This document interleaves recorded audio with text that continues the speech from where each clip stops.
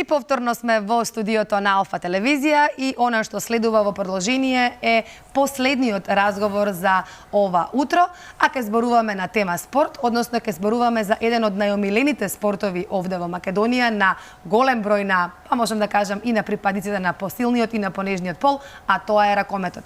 Поточно ке зборуваме за еден интересен, односно преубав проект кој што се случува веќе трета година поред, а носи наслов Ракомет за секое дете, со основачот на овој проект, тоа е господинот Горан Ѓоргоновски, основач и координатор на проектот Ракомет за секое дете и поранешен репрезентативец на ракометната репрезентација на Македонија. Сигурно, добро утро Горан, сигурно љубителите на ракометот веќе го препознаваат овој лик. Повозрастните. Па добро, јас одма ве познав, се сетив. Да зборуваме за она што е повод за вашето гостување овде, а тоа е Ракомет за секое дете. Тоа е проект кој што сте вие координатор и кој што сте основач на овој проект. Веќе ова е трета сезона. Како сте задоволни од изминативе 2 години? Јас лично и тимот кој што работи, затоа што нормално јас тука не сум сам апсолутно, има тренери, има луѓе кои што работат во логистика и организација, сме навистина задоволни од тоа што досега ни се случува и искрен да бидам, ние имаме искуство долгогодишно во работа во овој сегмент, така да и да бидам нескромен и друго и не очекувавме, значи очекувавме дека ќе биде секако што треба во однос на тоа што ние треба да завршиме, а од друга страна интересот за ракометот, иако во моментов е можеби на некој ниво подолно, во изминатите 30 години, а особено последните 15 е многу висок. Како дојдовте на идеја да го формирате овој проект, односно да почне овој проект Ракомет за секое дете? Значи јас морам да кажам дека кога се пензионирав од играње ракомет, тоа е веќе далечната 2011-та, продолжив да работам во ракометниот клуб Металург и таму се, да кажам, се бавев со работи кои што се околу ракометот, значи околу организација, маркетинг, промоција и така натаму. И меѓу другото бев вклучен и како нормално, како човек кој што работи во дел на промоција и маркетинг, си вклучен во секој сегмент од работата на клубот, меѓу кои и академијата која што тогаш Металург ја имаше и која што беше најголема и функционираше на едно солидно ниво. Така да по завршување на таа приказна со Металург по 15 години во автокоманда, јас по некој, ајде да кажам, случајен или помалку случајна средба со Кирил Лазаров, дојдовме во ситуација да го формираме КЛ7 како организација, тоа е школа за ракомет Кирил Лазаров. Луѓето кои што го пратат ракометот, а и оние другите сигурно слушнале, знаат за тој проект. Тој проект заврши некаде 2021 година јуни и беше некако нормално да можам да кажам и по убедување на некои тренери кои што претходно работевме, да продолжиме да работиме, но само ако ти тоа го водиш и го правиш како што го правиш. Така дојдов во ситуација малку да ме убедуваат и да дојдам во ситуација да го развијам. Нормално дека јас во себе го имав тоа, но бев разочаран од некои ситуации, значи тоа го кажувам искрено, бев разочаран затоа што можам да кажам со распадот, кажано може грубо, на тој систем кој што се викаше КЛ7, загубив јас, загуби и другите, загуби и македонскиот ракомет, но такви работи се случуваат во животот и сега дојдовме во ситуација да ние го оформиме проектот Ракомет за секое дете, кој што опфаќа 3 сегменти, а тоа е школата за ракомет, која што е присутна во Скопје, во неколку општини и во општина Велес, а вториот сегмент е Јуниор Куп, тоа е турнирски систем на надпревари во мини ракомет на децата кои што се во нашата школа и тоа се надпревари кои што се одигрува на некој период, најчесто еднаш месечно, и третиот сегмент е кој што втората година му заврши, второто издание заврши овај јули, е ракометниот камп 40/20, 40/20 како синоним за ракометниот терен. Тие се димензиите и дека ние се надеваме дека тие деца кои што се на кампот и веќе тренираат ракомет на различни возрасти, ќе им биде тоа домот во иднина и дека тоа е синонимот. Са што се однесува до школите. Споменавте, тоа сакав да кажам, споменавте дека имате ракометот веќе се случува во повеќе школи, во повеќе Во општини повеќе во Скопје општини, и во да. Велес. Може да споменеме Да, каде и каков е јас интересот? прво сакам да пред тоа да кажам која беше идејата. Значи,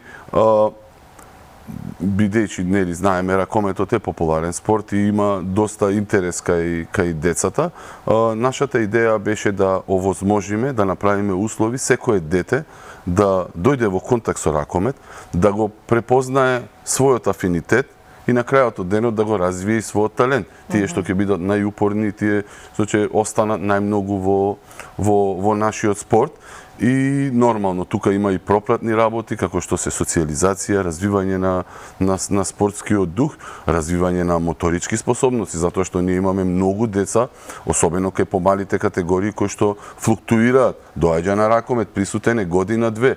Тој развил физички, моторички способности, потоа може доди на друг спорт и многу брзо да се адаптира. Така да не е тоа дека децата што ќе дојдат кај нас и тие играат ракомет и мора да играат ракомет. Апсолутно, ова е една база и за другите спортови.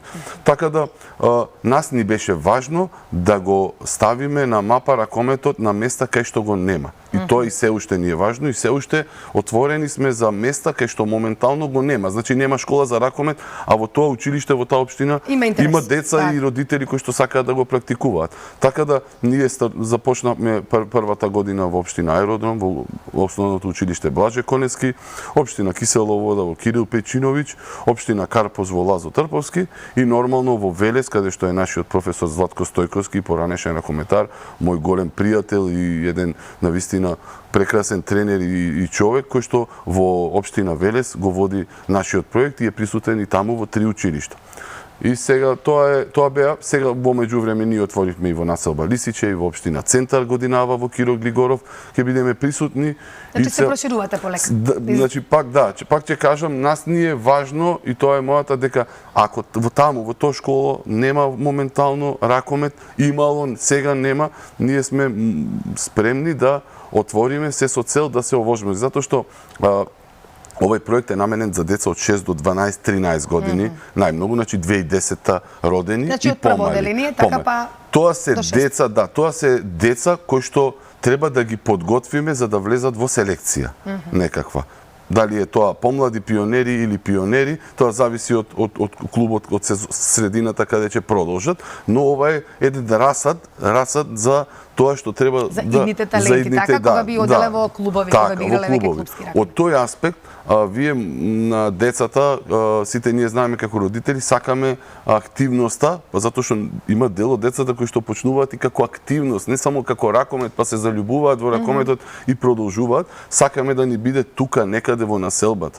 Животот е брз, ние многу работиме, трчаме, родители, немаме простор да ги носиме децата. Скопје е релативно голем град, не е внатрешност, не е Струга, не е, не знам, па и Велес. Значи големе, не може да, така да треба да се овозможи, на родителите да биде тоа нешто што може да биде блиско. Така да од тој аспект тоа ни е една од главната поента, затоа се вика ракоме за секое дете, да може секое дете да дојде во контакт, што не значи дека ќе остане, не значи дека ќе му се допадне, не значи дека има афинитет. Да му се даде шанса, така да му се даде шанса да тренира до некоја возраст кај што ќе се подготви за да оди во нека помлади пионери да продолжи со ракомет. Во интерес на времето, Горан, убаво го објаснивте проектот, покрај тоа што сте основач и координатор на овој проект, исто така и поранешен репрезентативец на ракометната репрезентација на Македонија, вие се занимавате и со анализа за ракометниот свет, луѓето кои што го сакаат ракометот, кои што не следат во моментот. Ајде, накусо еве за крај една спортска анализа, ракометна, каде е македонскиот ракомет во моментот? Ваше мислење? Како мое, можам да кажам, хоби, кој чувствувајќи некаков порив дека треба да се каже нешто со цел да се можеби да се променат, да се извадат на површина некои работи кои што чинат или не чинат. Јас последниве 10 години во различни медиуми, се пишани или електронски или какви да се бавев, и уште се бавам. Каде е македонскиот ракомет е комплексно многу прашање и не може да се гледа како црно-бело, затоа што од една страна изминативе 30 години Македонија имала и има и бизнис и политички мецени кои што инвестираат, за разлика од регионот.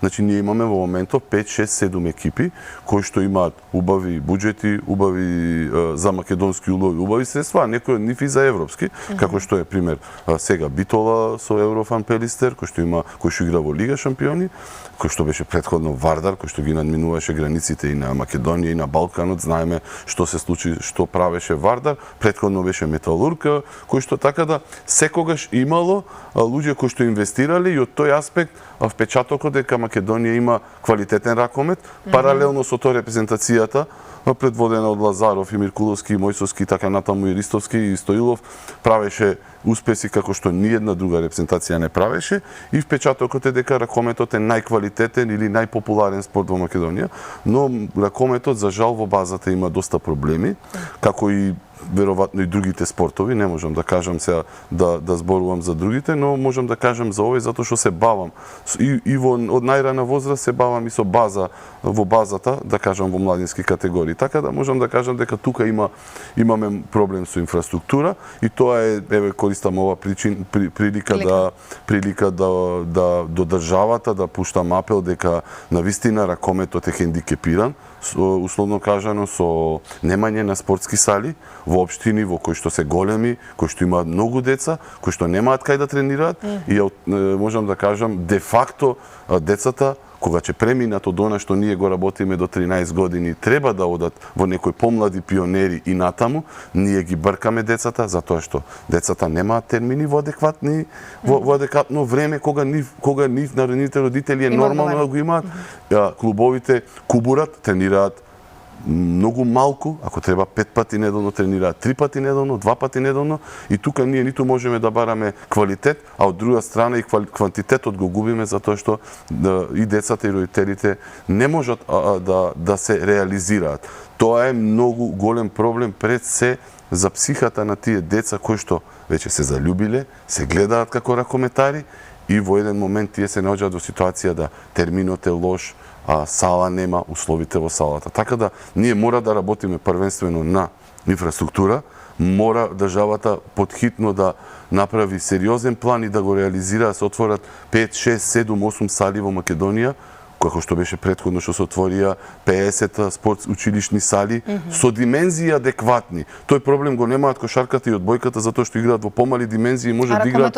Ракометот мора да има одредени димензии, а тоа го немаме. Како пример го давам Аеродром општина и апел и до неа како општина.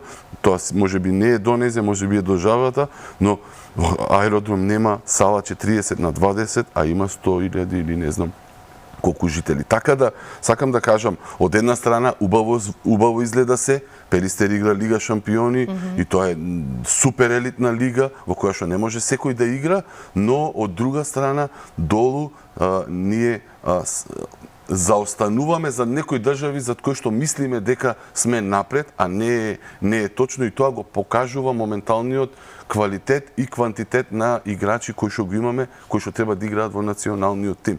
Така да многу е лесно да кажеме дека е се супер.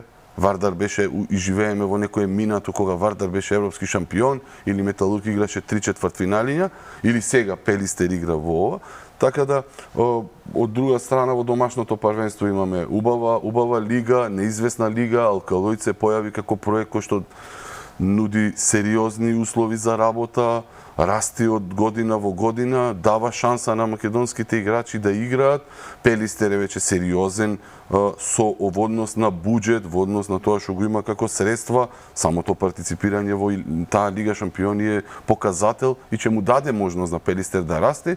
И тука е Вардар кој што до лани се соочуваше со проблеми, од годинава гледаме дека се реформира и се надеваме дека ќе биде стариот. Горан, сосема на крај имаме уште една минутка додека да завршиме. Само сакав за сите што не следат, што ги интересира овој спорт, тренинзите колку време траат и колку пати неделно се во школите каде што се практикува ракомет? Кај нас имаме поделба на групи, значи кај нас не тренираат деца од 6 до 13 или 12 години во иста група, значи ги делиме од 6 до 8, од 9 до 12 и тоа мора така да биде. Тренинзите вообичаено траат 60 минути и во зависност од групата, малите групи тренираат 2 пати паралелно големите групи кои што веќе треба да ги подготвиме за нешто посериозно, тренираат 3 пати неделно и тоа е многу важно и заради тренерите кои што можат да направат тренинг адекватен на тие групи, но и за децата кои што едното треба да учи една работа, другото треба да учи друга работа. Ви благодарам што ова утро одвоивте за нас и бевте наши гости. Јас верувам дека бевме интересни за сите оние кои што се влюбени во овој спорт. Во нека наредна прилика се гледаме повторно.